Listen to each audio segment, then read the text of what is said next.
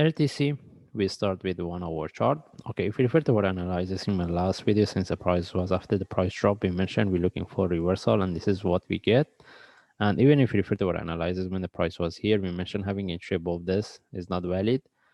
Anyway, if anyone get the trade by having a trade above this, no, they shouldn't be in this trade. Okay, no one see what's the next. Okay, the only thing is whoever get the trade within this one, at least they start to manage or take out the profit. Okay, in this case, we move to daily chart.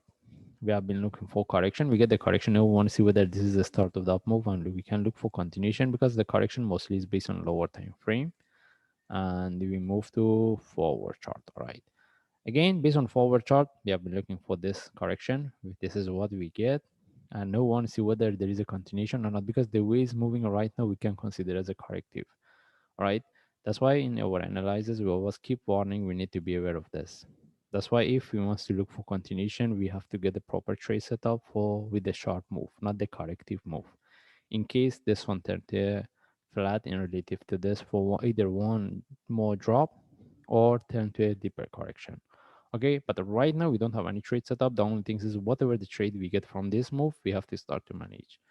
And if I move to 1 hour chart, and even based on 1 hour chart, can we put these two in relative to each other as a flat for continuation?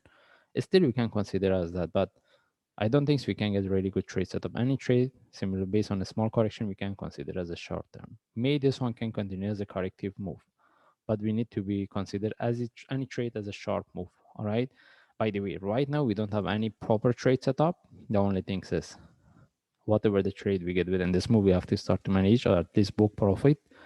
And we should wait for another few more hours. We see whether we can get any trade setup for continuation or not, because we mentioned we have been looking for the continuation with the breakout of this.